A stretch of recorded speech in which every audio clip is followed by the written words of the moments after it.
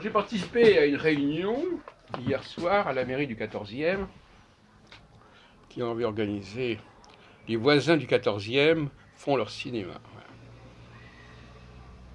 Ça se déroule jusqu'au 3 juin.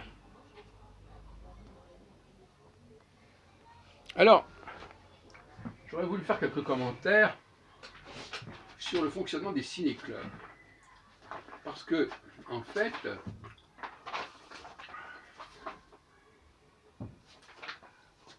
c'est cela, il se pose la question, quelle spécificité, quelle identité donner à un festival proposant du cinéma?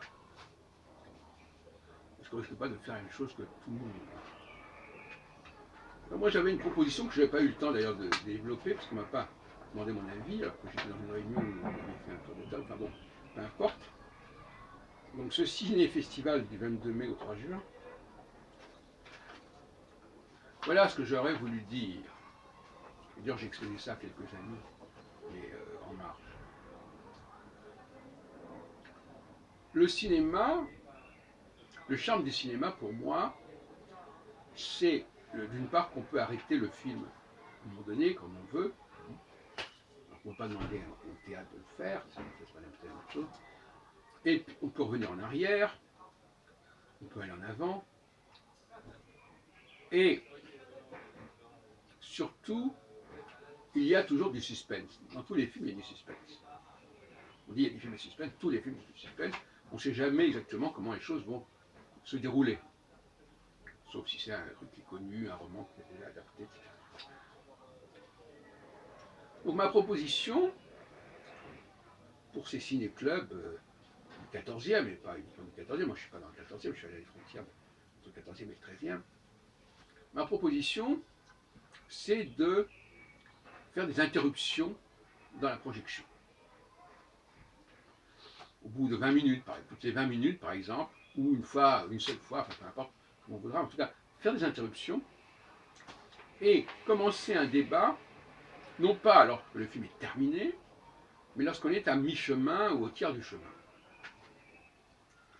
Et de demander aux uns et aux autres qu'est-ce qu'ils en ont compris, mais aussi comment ils projettent, c'est le cas de dire parce qu'on est dans les projections, comment ils projettent la suite du film. Comment ils s'imaginent la suite du film. Comment ça va se terminer. Comment ça va avancer. Comment ça va évoluer. Et je pense que ce serait un jeu, une animation intéressante que de faire cela.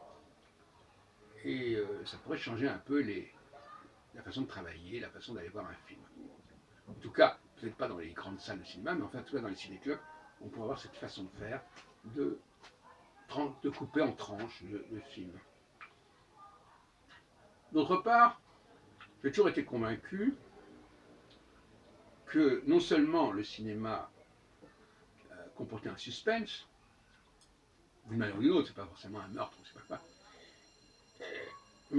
et que par définition, les choses se préparent, se devinent plus ou moins, pas toujours très bien d'ailleurs, parfois justement l'échec d'un cinéaste, c'est de ne pas avoir su préparer le suspense, de ne pas préparer la suite des choses, ou de l'avoir laissé trop facilement comprendre, qui est un peu le même défaut, à l'inverse. Et je disais l'autre jour, je crois, quand on lit un roman, tout est noir sur blanc. On peut imaginer des choses, enfin, tout est noir sur blanc. En revanche, quand on regarde un film, notamment adapté d'un roman, par exemple, il y a des choses qui sont dans le film